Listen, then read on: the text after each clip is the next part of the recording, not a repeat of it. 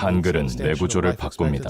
이것이 한국인들이 똑똑한 이유입니다. 하버드 대학 신경과학센터에서 역사적인 발견이 이루어졌습니다. 과학자들이 자폐 스펙트럼 아동의 뇌를 스캔하던 중 믿을 수 없는 변화를 목격했기 때문입니다. 한글을 배우기 시작한 아이들의 뇌가 마치 별처럼 빛나기 시작했어요. MRI 결과는 명백했습니다. 한글 학습 후 뇌의 연결성이 극적으로 증가한 것입니다. 세계 각국의 전문가들이 이 놀라운 현상을 연구하기 위해 모여들었습니다. 자폐 진단을 받았던 5살 맥건이 처음으로 엄마라고 말했을 때 저는 믿을 수 없었습니다. 600년 전 세종대왕이 창제한 한글이 현대 의학의 한계를 뛰어넘는 치료법이 될 줄 누가 상상이나 했을까요? 지금부터 공개되는 이 비밀은 세상을 어떻게 바꿀까요? 반갑습니다.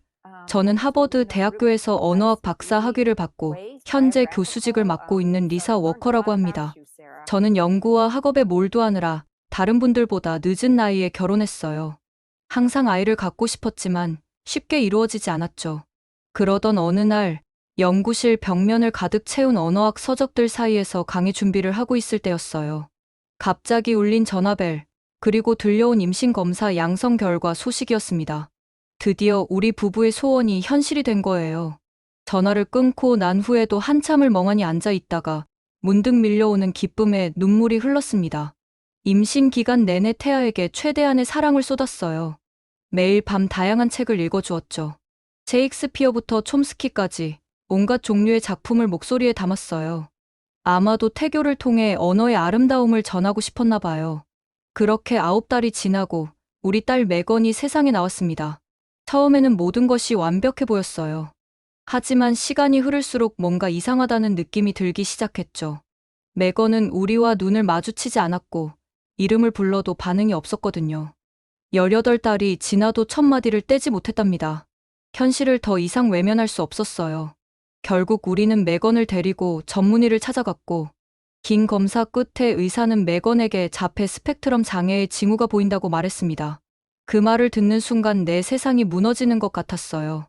언어를 연구하는 제가 말을 할 수 없는 아이의 엄마가 되다니. 이것이 무슨 운명의 장난일까 생각했죠. 저는 여전히 매일 밤 메건에게 책을 읽어주었지만 그 아이의 눈빛은 늘 먼 곳을 향해 있었습니다. 제 목소리가 아이에게 닿지 않는 것 같아 가슴이 아팠어요. 우리의 힘겨운 싸움이 시작되었습니다. 온갖 치료법을 시도해봤어요. 언어 치료, 행동 치료, 음악 치료, 심지어 미술 치료까지. 하지만 눈에 띄는 변화는 없었죠. 메건은 여전히 자기만의 세계에 갇혀 있었습니다.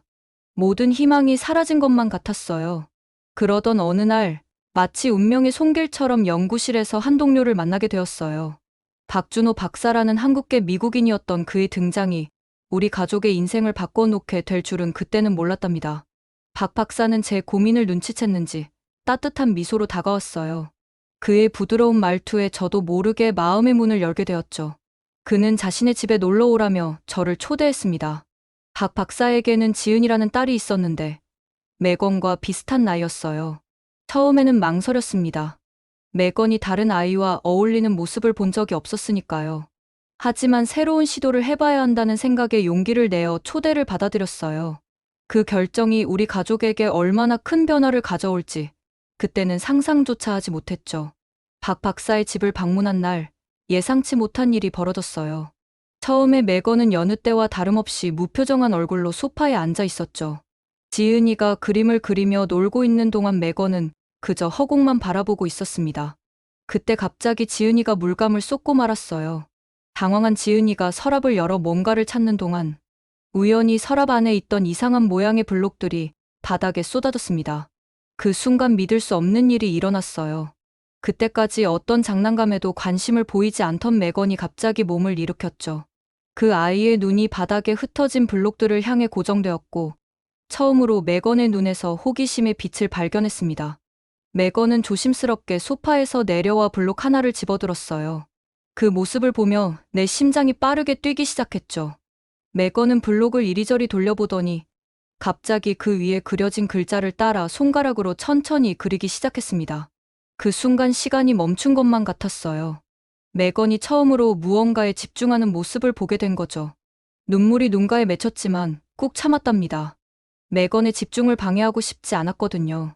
박 박사도 이 놀라운 광경을 지켜보고 있었어요. 그의 표정에서 뭔가 중요한 일이 일어나고 있다는 것을 직감할 수 있었죠. 조용히 그에게 물었습니다. 저 블록들이 뭔가요? 박 박사는 미소를 지으며 대답했어요. 한글 블록이에요. 우리나라의 고유 문자죠. 각 글자가 발음 기관을 본떠 만들어져서 아이들이 직관적으로 배우기 쉽답니다. 그의 설명을 들으며 깊은 생각에 빠졌어요. 어쩌면 이것이 매건을 도울 수 있는 열쇠가 될 수도 있겠다는 생각이 들었죠. 그 순간 오랫동안 잃어버렸던 희망이 내 마음속에서 다시 피어나기 시작했습니다. 그 자리에서 바로 박 박사에게 블록을 구할 수 있는지 물어봤어요. 다행히 박 박사는 흔쾌히 몇 세트를 빌려주겠다고 했죠. 그날 밤 데이비드와 나는 오랜만에 희망에 차서 이야기를 나눴습니다. 매건의 달라진 눈빛에 대해 한참을 이야기했어요. 정말 오랜만에 본 집중력이었어. 데이비드도 동의했지. 다음 날부터 나는 한글에 대해 더 자세히 알아보기 시작했습니다. 박 박사의 도움을 받아 한글의 과학적 원리를 파헤치기 시작했어요. 자음은 발음, 기관의 모양을 본떠 만들어졌다는 사실이 특히 놀라웠죠. 고운 혀뿌리가 목구멍을 막는 모양을, 놓은 혀가 위 잇몸에 닿는 모양을 본떴다는 걸 알게 되었어요. 이런 직관적인 설계를 보면서 한글이 어떻게 매건의 학습에 영향을 미칠지 정말 궁금해졌습니다. 언어학자로서의 호기심과 엄마로서의 기대가 뒤섞여 가슴이 설레었어요. 이제 본격적으로 한글과 매건의 인지 발달 사이의 관계를 연구해야겠다는 결심이 섰죠. 그러나 한 아이의 사례만으로는 과학적 근거가 부족했어요.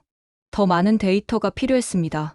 몇 주 동안 준비 끝에 드디어 연구를 위한 실험을 시작했어요. 매건을 포함한 20명의 자폐 스펙트럼 아이들을 대상으로 했죠. 각 아이의 부모님께 연구의 취지를 설명하고 동의를 구하는 과정이 쉽지만은 않았어요. 하지만 새로운 희망을 품은 부모님들의 눈빛을 보며 이 연구의 중요성을 다시 한번 실감했습니다. 실험실은 아이들이 편안함을 느낄 수 있도록 꾸몄어요. 벽에는 밝은 색의 그림들을 걸고 부드러운 음악을 틀어놓았죠. MRI 기계의 위협적인 모습을 가리기 위해 우주선 모양의 커버도 씌웠습니다. 아이들에게 영어, 중국어, 일본어, 그리고 한글로 된 간단한 단어들이 적힌 카드를 보여주었어요. 사과, 엄마, 사랑 같은 친숙한 단어들이었죠. 각 언어별로 10개의 단어를 준비했는데 아이들이 이해할 수 있는 수준의 단어들로 골랐어요. 아이들은 MRI 기계 안에 누운 채로 화면에 나타나는 단어들을 소리내어 읽었습니다. 어떤 아이들은 처음에 겁을 먹기도 했지만 부모님의 응원과 연구진의 따뜻한 격려에 점차 적응해 갔어요. 데이터 수집에만 2주가 걸렸죠. 그리고 마침내 분석 결과가 나왔습니다. 그 순간 저는 제 눈을 의심할 수밖에 없었어요. 결과는 그야말로 충격적이었습니다. 스크린에 나타난 뇌 영상들을 보며 제 심장은 빠르게 뛰기 시작했어요. 다른 언어들과 완전히 다른 패턴이 한글을 읽을 때 나타났거든요. 마치 잠자고 있던 뇌의 여러 부분이 동시에 깨어나는 것 같았어요. 특히 놀라웠던 건 평소에 활성화되지 않던 영역들이 한글을 읽을 때는 밝게 빛나고 있다는 거였죠. 이건 단순한 차이가 아니었어요. 마치 뇌 전체가 축제를 벌이는 것 같은 모습이었답니다. 흥분된 마음을 진정시키고 데이터를 자세히 살펴보기 시작했어요. 각 언어별로 뇌 활성화 패턴을 비교해 보니 놀라운 차이점들이 눈에 들어왔습니다. 영어를 읽을 때 아이들의 뇌는 주로 좌반구의 브로카 영역과 베르니케 영역만 활성화되었고, 이는 전형적인 언어 처리 패턴이지만 자폐 아이들에게는 이 영역들의 활성화가 평소보다 낮았죠. 중국어를 읽을 때는 양쪽 반구의 시각 처리 영역이 강하게 반응했어요. 복잡한 한자를 인식하느라 열심히 일하는 모습이었죠. 일본어의 경우는 더 흥미로웠어요. 히라가나를 읽을 때 특별히 활성화되는 뇌 부분이 없고 아주 작은 자극점만이 퍼져 있었어요. 그런데 마지막 한글을 읽을 때의 뇌 활성화 패턴을 보고 저는 말 그대로 숨이 막히는 것 같았어요. 좌우 반구가 균형 있게 활성화되는 모습이 화면에 나타났거든요. 특히 두뇌 인지 발달의 중요한 영역들이 동시에 활성화되는 모습은 그야말로 경이로웠어요. 전두엽의 실행 기능 영역, 두정엽의 공간 처리 영역, 그리고 측두엽의 청각 처리 영역이 마치 하나의 유기체처럼 조화롭게 작동하고 있었거든요. 이건 정말 도저히 믿을 수 없는 광경이었어요. 이건 단순한 언어 학습이 아니야. 저도 모르게 떨리는 목소리로 중얼거렸어요. 한글을 배우는 것이 언어를 익히는 것을 넘어서 두뇌 전체의 인지 발달을 촉진시키고 있어. 화면 속 내 영상은 마치 살아있는 생명체처럼 빛나고 있었어요. 한글이 시각, 청각, 운동 영역을 통합적으로 자극하면서 동시에 고차원적 사고와 관련된 영역까지 활성화시키는 모습이 너무나 선명했던 거죠. 이건 마치 뇌 전체가 하나의 웅장한 교향악을 연주하는 것 같았어요. 각각의 영역들이 서로 다른 악기가 되어 아름다운 하모니를 만들어 내고 있었죠. 그 순간 저는 깨달았어요. 우리가 발견한 것은 단순한 문자 체계가 아니라 인간의 인지 능력을 전방위적으로 발달시킬 수 있는 놀라운 도구라는 것을요. 한글이 가진 이 특별한 힘이 자폐 아이들에게 어떤 변화를 가져올 수 있을지 생각하니 가슴이 뜨거워졌습니다. 그런데 문제는 이 충격적인 발견이 시작일 뿐이었다는 점입니다. 더 놀라운 발견은 그 다음이었죠. 아이들의 뇌 구조가 변화하는 모습이 관찰된 거예요. DTI 검사 결과를 보면서 저는 눈물이 날 것 같았어요. 신경 가소성이 증가하고 언어 처리 영역들 사이에 연결이 강화되는 것이 눈에 보이듯 선명했던 거죠. 신경 가소성이란 가장 중요한 뇌 기능 중 하나예요. 새로운 경험이나 학습에 따라 자신을 재구성하고 적응하는 능력을 말하는 거죠. 마치 플라스틱처럼 뇌가 유연하게 변화하는 거예요. 화면 속 영상은 마치 뇌 속에 새로운 길이 만들어지는 것 같았어요. 기존에 단절되어 있던 영역들 사이에 다리가 놓이고 희미하던 신경 연결이 굵고 선명한 고속도로로 변하는 모습이었죠. 이런 변화는 자폐 아이들에게 특히 의미가 커요. 보통 자폐증은 뇌의 여러 영역 사이에 연결이 약하다고 알려져 있거든요. 그런데 한글 학습이 이 연결을 강화시키고 있다니 이건 그야말로 혁명적인 발견이었어요. 뇌에 새로운 지도를 그리는 것 같아요. 저도 모르게 감탄사가 나왔죠. 한글이 단순히 문자를 가르치는 것이 아니라 뇌 자체를 재설계하고 있다는 사실에 가슴이 벅차 올랐습니다. 이런 변화가 아이들의 실제 생활에 어떤 영향을 미칠지 상상하니 눈물이 날 것 같았어요. 의사소통의 벽을 넘어 세상을 이해하고 표현하는 새로운 방식을 얻게 될 수도 있다는 희망이 보였거든요.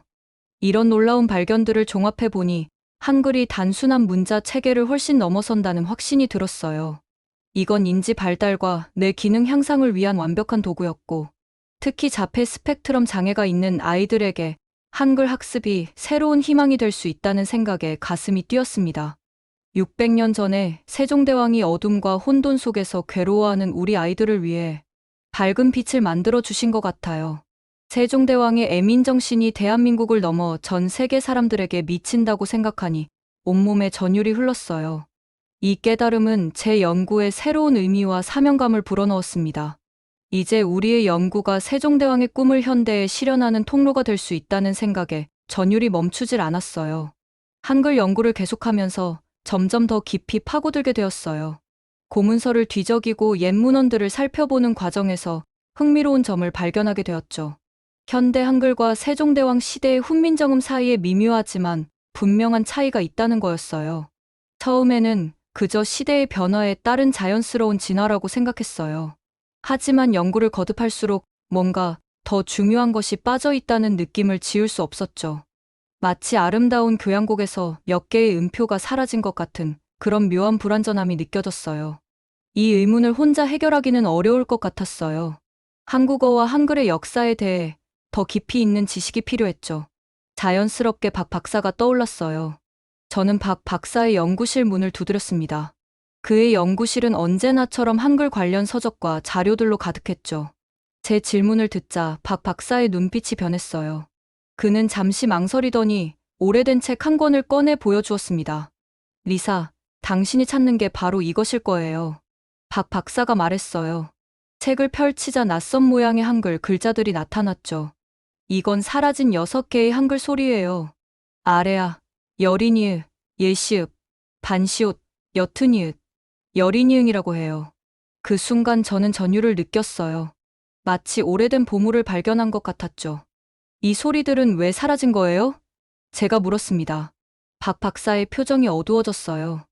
이건 우리 역사의 아픈 부분이에요. 이 소리들은 일제강점기 동안 의도적으로 제거되었어요. 일본의 언어 말살 정책의 일환이었고요. 그의 설명을 들으며 가슴이 아팠어요. 한민족의 정체성을 지우려는 시도가 이렇게 언어에까지 미쳤다니. 하지만 동시에 이 발견이 가져올 가능성에 흥분되기 시작했습니다. 이 소리들을 보고 나면 어떻게 될까요? 제가 물었어요. 박 박사의 눈이 반짝였습니다. 그건 정말 혁명적인 일이 될 거예요. 이 소리들을 보고 나면 한글로 거의 모든 자연의 소리를 표현할 수 있게 돼요. 세계 어느 언어의 발음도 정확하게 옮길 수 있죠. 이 말을 듣는 순간 제 머릿속에서 번개가 쳤어요. 이것이 바로 우리가 찾던 열쇠였던 거예요. 자폐 스펙트럼 아이들을 위한 더 효과적인 언어 교육 방법. 그리고 한글을 진정한 세계 문자로 만들 수 있는 방법이었죠. 그날 밤늦게까지 박 박사와 함께 이 사라진 소리들에 대해 연구했습니다.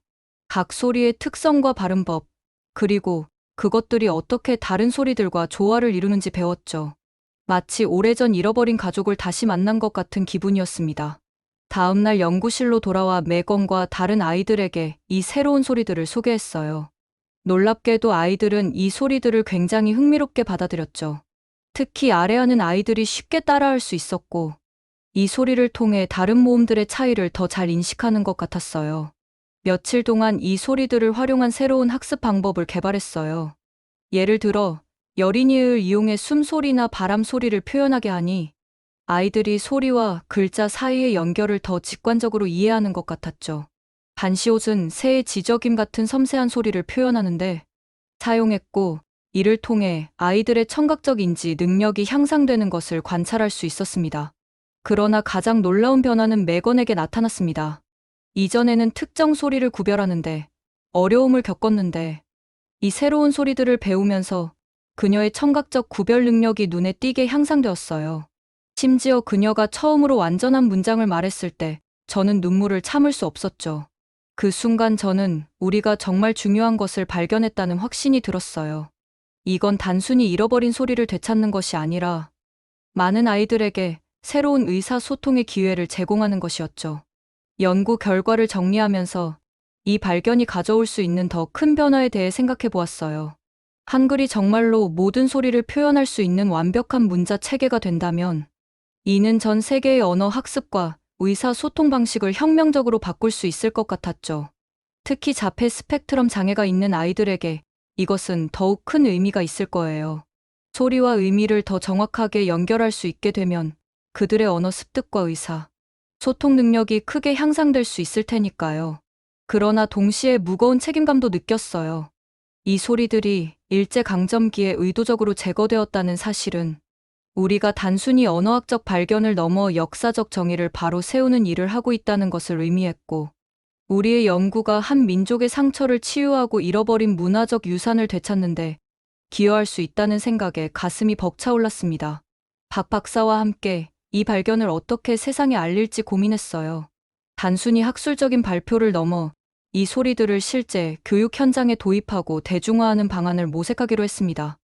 우리의 발견이 가져올 변화의 가능성에 가슴이 뛰었어요. 하지만 이 연구를 계속하기 위해서는 대학의 지원이 절실했고, 첫 번째 난관은 대학 내부에서 왔어요. 연구 제안서를 제출했을 때 대부분의 교수들은 회의적인 반응을 보였죠. 학과 회의실에서 제안서 발표를 마쳤을 때 주변의 차가운 시선이 피부에 닿는 것 같았어요. 언어학과 주임 교수가 먼저 입을 열었어요. 이 연구는 너무 비현실적입니다. 한글을 세계 공용어로 만든다는 것 자체가 말이 안 되는 소리예요. 그의 말에 다른 교수들도 동조하기 시작했죠. 재정 담당 교수는 예산 문제를 지적했어요. 이런 대규모 프로젝트에 우리 학과에 한정된 자원을 쓸 수는 없습니다. 이건 명백한 예산 낭비예요. 심지어 평소 제 연구를 지지해 주던 멘토 교수님마저 당신의 열정은 이해합니다. 하지만 이 연구의 학문적 가치가 의심돼요. 우리는 객관적이고 검증 가능한 결과를 내야 합니다라고 말했어요. 가장 충격적이었던 건 인류학과 교수의 발언이었어요. 이는 위험한 민족주의적 발상입니다. 우리는 글로벌 시대에 살고 있어요. 특정 문화의 우수성을 주장하는 것은 시대착오적이고, 회의실을 나설 때 다리가 후들거렸어요. 복도를 걸어가는 내내 동료들의 수근거림이 들리는 것 같았죠. 연구실에 도착해서야 눈물이 터져나왔어요. 밤새 울면서 모든 것을 포기하고 싶다는 생각이 들었습니다. 여러 해 동안 쌓아온 연구가 한순간에 무너진 것 같았거든요. 박 박사가 위로의 말을 건넸지만 귀에 들어오지 않았어요. 하지만 새벽녘 문득 매건의 얼굴이 떠올랐습니다. 한글을 배우기 시작하면서 처음으로 밝게 웃던 그 순간, 생애 처음으로 엄마라고 말했을 때 그 기쁨 가득한 눈빛, 그 모습을 떠올리자 다시 힘이 생기기 시작했어요. 매건뿐만 아니라 전 세계의 수많은 아이들, 의사소통에 어려움을 겪는 모든 이들의 얼굴이 떠올랐습니다. 그들에게 새로운 희망을 줄 수 있다는 생각에 가슴이 뛰었죠.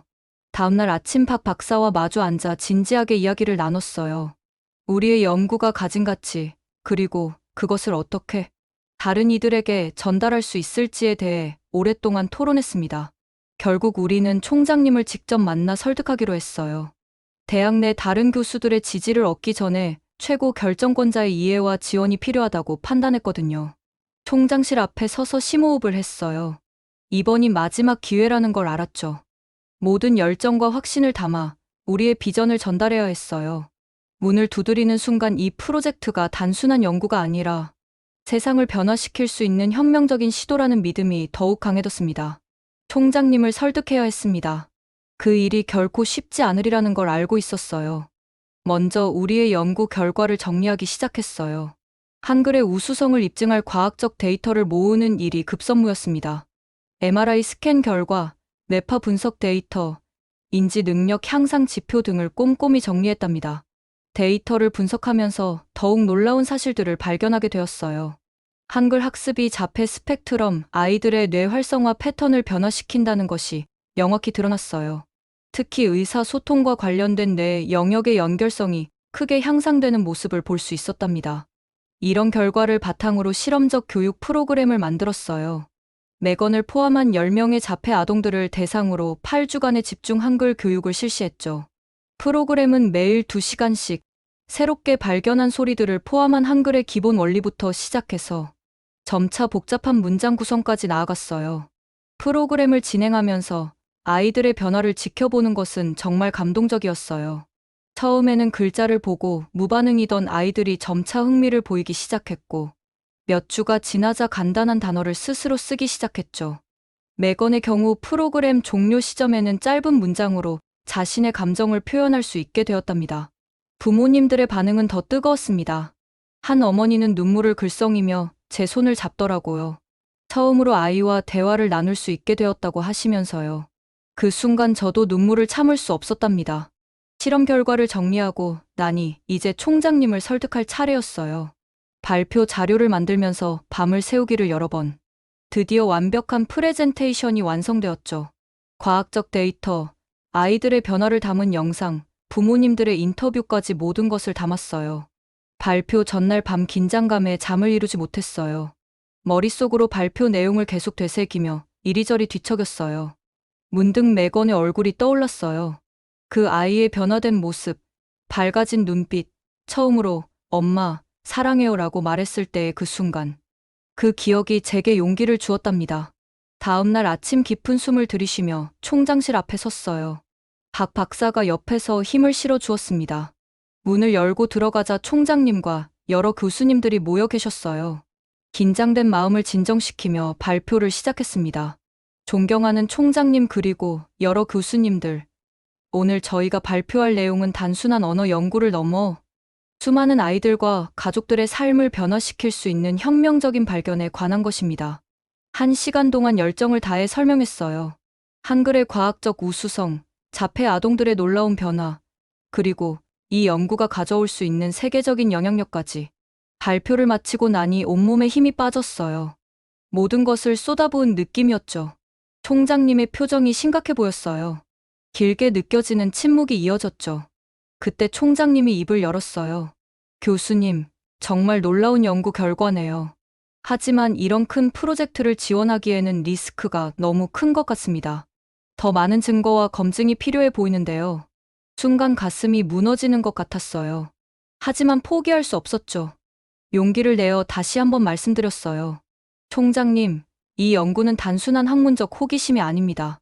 우리는 지금 수많은 아이들의 미래를 바꿀 수 있는 기회를 잡고 있어요. 더 나아가 한글의 우수성을 세계에 알리고 우리 대학을 세계적인 연구 중심지로 만들 수 있는 기회입니다. 부디 저희에게 기회를 주십시오. 열정적인 호소에 총장님의 표정이 조금씩 변하기 시작했어요.